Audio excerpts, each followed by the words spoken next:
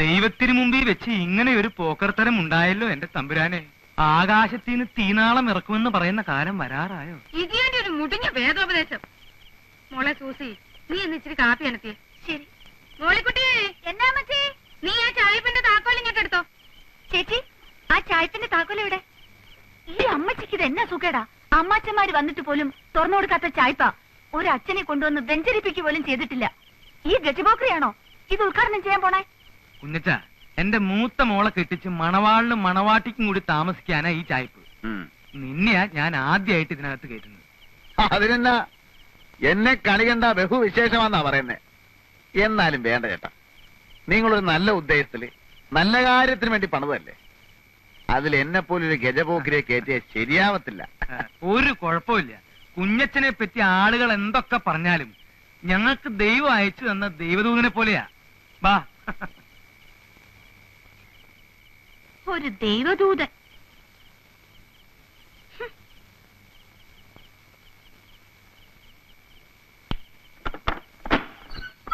എന്തായാലും ഇത് വലിയൊരു അക്രമായി പോയി. ആ കാഞ്ഞിരപ്പള്ളി പാപ്പനെ ഞാനൊന്ന് കാണട്ടെ. അവന്റെ വാരിയിൽ ഞാൻ എടുത്തോണ്ട് തരാം പോരെ. അവനൊക്കെ ഇതിന്റെ മൂർച്ച എന്താണെന്ന് ഞാൻ കാണിച്ചു കൊടുക്കാം. അതിന്റെ ആവശ്യം വരികയല്ല, വിരണ്ടു പോയല്ലേ. ദൈവം സഹായിച്ച് തല്ലുകൊണ്ടവരൊക്കെ തിരിഞ്ഞു നോക്കാതെ ഓടുകയായിരുന്നു. കേട്ടോ മച്ചി, എന്റെ ആദ്യത്തെ ഇടി കൊണ്ടവനുണ്ടല്ലോ, അവന്റെ പേര് പഞ്ചായത്ത് മെമ്പർ കുമരകം കൊച്ചു പാപ്പി. അവനൊരു 6 മാസമെങ്കിലും ആശുപത്രി കിടക്കേണ്ടി വരും. അത് പിന്നെ അമ്മാതിരിയുള്ള ഇടിയല്ലായിരുന്നോ? ചേച്ചി, കാപ്പിയായോ? നീ അയാളുടെ അടുത്തെങ്കിലും പോയി നിൽക്കരുത്. നിന്നാലെന്താ, അയാൾ പിടിച്ച് തിന്നളയോ? നീ പ്രായമാവുമ്പോ ആ മരം കയറി മറിയാമ്മയെ പോലെ ആവുന്ന ലക്ഷണമാ. നാ കൂപ്പി. ഇതുവരെ നീ എന്താ കല്യാണം കഴിക്കാതിരുന്നത്? ഞാനൊരു അനാഥനും പോക്കിരി ആയതുകൊണ്ട് എനിക്കാരും പെണ്ണ് കയറിയാലും ഞാൻ എന്നാ ചെയ്യാനാ? എന്നാലും ഒരു പെണ്ണൊക്കെ വേണ്ടേ? ഓ, 2-3 പെണ്ണുങ്ങളുടെ കൂടെ ഞാൻ പുറത്തതാ, ഒന്നും ഗുണമില്ല. കുറെ എണ്ണ എന്നെ ഇട്ടേച്ചും പോയി, ബാക്കിയുള്ളതിനെ ഇട്ടേച്ചും ഞാൻ ഉഞ്ഞു പോകുന്നു. നിന്നെ മഹറോൻ ചെല്ലേണ്ട ജാതിയാണല്ലോടാ. അതിന് മഹറോൻ ചെല്ലാൻ ഞാൻ പള്ളി കയറിയിട്ടുണ്ട്. നിനക്ക് ദൈവവിശ്വാസം ഉണ്ടോ? നീ കമ്മ്യൂണിസ്റ്റ് ആണോ? ഞാൻ കമ്മ്യൂണിസ്റ്റും അല്ല, കോൺഗ്രസും അല്ല. കുറച്ച് സ്ഥലം വാങ്ങി മാന്യമായിട്ട് ജോലി ചെയ്ത് കുടുംബത്തിൽ പറഞ്ഞ ഒരു പെണ്ണിനെയും കല്യാണം കഴിച്ച് സുഖമായിട്ട് ജീവിക്കണമെന്ന് തന്നെ കുഞ്ഞച്ചന്റെ ആഗ്രഹം. പക്ഷെ അതൊന്നും നടക്കുന്ന ലക്ഷണമില്ല. ഇനിയും വരാം. നീ ഇപ്പൊ എവിടാ താമസിക്കുന്നേ? താമസിക്കാനൊന്നും ആയിട്ടില്ല, അന്വേഷിച്ചോണ്ടിരിക്കുക. ഈ കാഞ്ഞിരപ്പള്ളി പാപ്പന്റെ അവിടെ തരാമെന്ന് പറഞ്ഞതാ. ഇനിയിപ്പൊ ഈ അവിടെ ബഹളമൊക്കെ ആയ സ്ഥിതിക്ക് വേറെ എവിടെയെങ്കിലും നോക്കണം. ഓ, ഞാൻ വരട്ടെ മച്ചേ. എന്നാ ചെല്ല്. കേട്ടോ, എനിക്കൊരു ബുദ്ധി. പെൺബുദ്ധി പിൻബുദ്ധി എന്നാ പറയുന്നത്. എനിക്ക് ഈ വർത്താനം പിടിക്കത്തില്ല കേട്ടോ. ഇപ്പൊ തന്നെ കാഞ്ഞിരപ്പള്ളി പാപ്പൻ ബഹളം ഉണ്ടാക്കി. ഇതുകൊണ്ട് ഇത് തീർന്നെന്ന് വിചാരിക്കാവോ? ഇല്ല. ഈ ചായപ്പ് ഏതായാലും വെറുതെ കിടക്കില്ലേ. മോളിക്കുട്ടിയുടെ കല്യാണം കഴിയുന്നിടം വരെ ഇവനെ കെട്ടി താമസിപ്പിച്ചാലോ? എടി, ആൾക്കാര് കെട്ടിക്കാറായ 2 പെൺപിള്ളേ. അതേ, എന്റെ പിള്ളാരാ, അവര് പിഴക്കത്തില്ല. നമ്മുടെ വീട്ടിൽ കടിക്കുന്ന ഒരു പട്ടിയെ വളർത്തുന്നുണ്ടെന്ന് വിചാരിച്ചാ മതി. അവൻ അവിടെ കിടന്നേച്ചു എഴുന്നേറ്റ് പോന്നെ പൊയ്ക്കോട്ടെ. ഞാനൊന്ന് ആലോചിക്കട്ടെ. ഒന്നും ആലോചിക്കണ്ട, ഞാൻ ആലോചിച്ചു.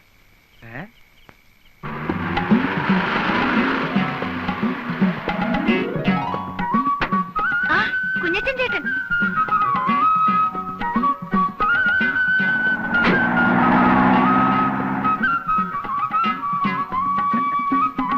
ആ സാധനങ്ങളൊക്കെ ഇടയ്ക്ക് വെക്കണാവേ.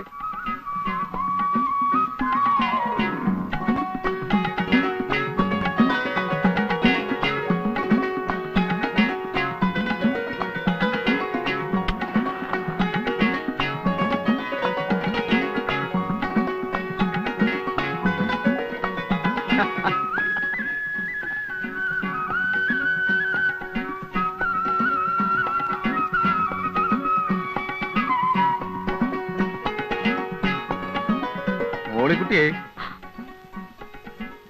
അമ്മച്ചിയൊക്കെ അങ്ങോട്ട് വന്നല്ലോ. ഞാനതിന് അമ്മച്ചിയെ കാണാൻ വന്നതല്ല. പിന്നെ എന്തിനാ ഇപ്പൊ ഇങ്ങോട്ട് വന്നത്? ഞാൻ സത്യത്തില് പെരുന്നാളിന്റെ അന്ന് തുടങ്ങി, അല്ല, ആദ്യം ഞാൻ വേദപാഠ ക്ലാസിന്റെ അവിടെ വെച്ച് കണ്ട അന്ന് തുടങ്ങി മോളിക്കുട്ടിയെ ശ്രദ്ധിക്കുന്നു. എന്റെ മനസ്സിലുണ്ടായിരുന്നു ഒരു പെണ്ണ്, പക്ഷെ ഞാൻ അവളെ കണ്ടിട്ടില്ല. ആദ്യമായിട്ട് കണ്ടുവെന്ന് തോന്നിയത് അന്നാ. നിനക്ക് വേണ്ടിയാ ഞാൻ ആ പള്ളിയിൽ അടിപിടി ഉണ്ടാക്കിയത്. നിന്നെ രക്ഷിക്കാൻ വേണ്ടിയാ ഇപ്പൊ ഇവിടെ താമസിക്കുന്നേ. അത് നിന്നോടുള്ള ഇഷ്ടം കൊണ്ടാ. അനാവശ്യം പറഞ്ഞാലുണ്ടല്ലോ, ഞാൻ എന്റെ അപ്പച്ചനോടോ വിട്ടുകെട്ടി എന്തിയടി? മോളിക്കുട്ടിയെ ഇത്തിരി തീ വേണം വീടിക്ക്. മോളിക്കുട്ടി ഇത്തിരി തീ എടുത്തു കൊടുക്കടി. ഞാൻ ആ വെട്ടുകത്തി എവിടെ വെച്ചു? എന്നതടി വെച്ചത്?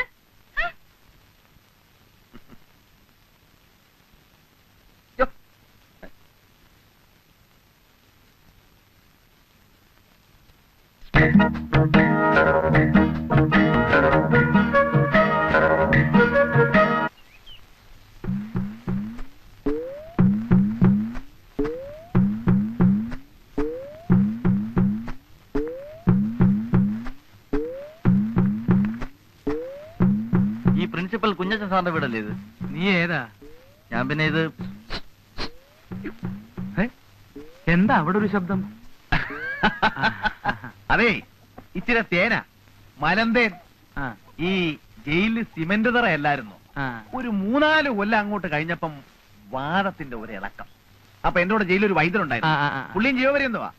ഇറങ്ങിക്കഴിഞ്ഞാ ഉടനെ ആ. തേനും ചെറുനാരങ്ങയും ചേർത്ത് കഴിച്ച വാദത്തിന് ഫസ്റ്റ് ആണെന്നാ പറഞ്ഞത്. വാദത്തിന് ഇതൊക്കെ മതിയില്ലേ? ഓ, പിന്നെ ആഹാ.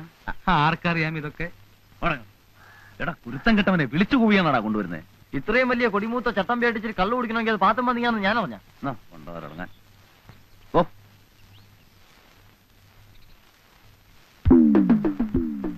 അമ്മച്ചി, ദേ, എന്തായാലും അമ്മേ? ഈ പെണ്ണ് പറയുന്ന കേട്ടോ.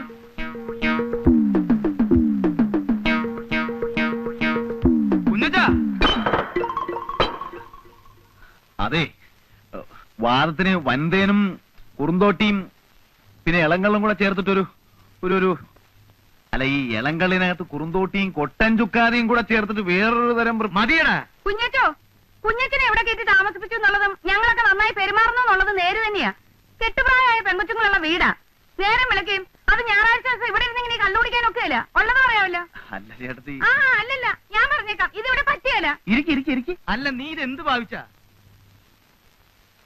ചേട്ടാ, ഉള്ള കാര്യം പറയാമല്ലോ. ഇത് വാദവുമല്ല, വൻതേനുമല്ല, കൊട്ടൻ ചുക്കാതിയുമല്ല, കള്ള. ശീലിച്ചു പോയി. ഞായറാഴ്ച ആവുമ്പോ കുടിച്ചു കുടിച്ച് ബോധം കെട്ട് കിടന്ന് ഉറങ്ങും. നിനക്കപ്പം പള്ളിപ്പോക്കും കുർബാനയൊന്നും ഇല്ലടാ. അതിന്റെയൊക്കെ പ്രായത്തിൽ ഉപദേശിച്ചു തരാൻ വല്ലവരും വേണ്ടേ? എനിക്കൊന്നും നന്നാകണമെന്നുണ്ട്. ആത്മാർത്ഥമായ ആഗ്രഹം കൊണ്ട് പറയുക. ചട്ടമ്പിത്തരവും നിർത്തി എല്ലാം നിർത്തി ഈ ഗ്രാമത്തിലേക്ക് പോകുന്നതും അതിന് തന്നെയാ.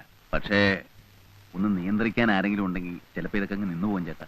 നിനക്ക് നന്നാവണമെന്നും കുണം പിടിക്കണമെന്നും ശരിയായ ആഗ്രഹം ഉണ്ടെങ്കിൽ നിന്നെ ഞാൻ തന്നെ കൊണ്ടുപോയി സംസാരിപ്പിക്കാം. അയ്യ, തന്നെയുമല്ല, ഇടയ്ക്കിടയ്ക്ക് ധ്യാനം വരും. അതിലും സംബന്ധിക്കണം. സംബന്ധിക്കാവോ? ഉവ്വ. ദേ, എന്നോട് ഈ മണഗുണ വർത്താനം പറയരുത്. ചെയ്യാമെന്ന് പറഞ്ഞാൽ ചെയ്തിരിക്കണം. ദൈവത്തിന് മുമ്പിൽ തട്ടിപ്പ് കാണിക്കരുത്.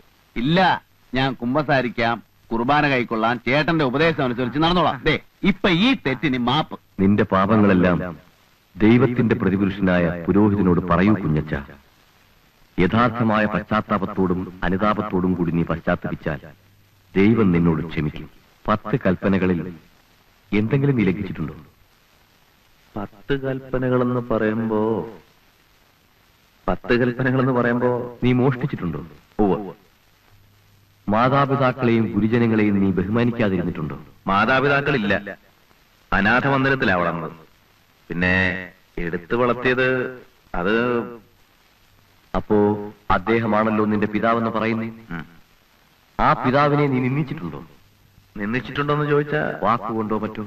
വാക്കുകൊണ്ടൊന്നും നിന്ദിച്ചിട്ടില്ല.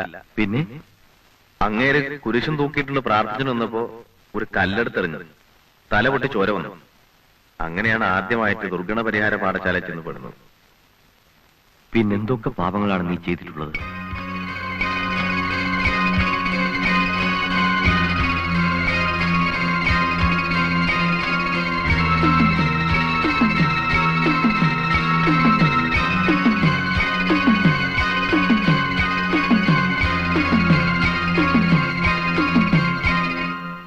എല്ലാം പൊറുക്കുന്നവനും മറക്കുന്നവനുമായ സ്വർഗസ്ഥനായ ഞങ്ങളുടെ പിതാവേ, അങ്ങയുടെ കുഞ്ഞാടായ ഈ മഹാപാപിയോടും അങ്ങ് ക്ഷമിച്ചു കൊടുക്കണമേ.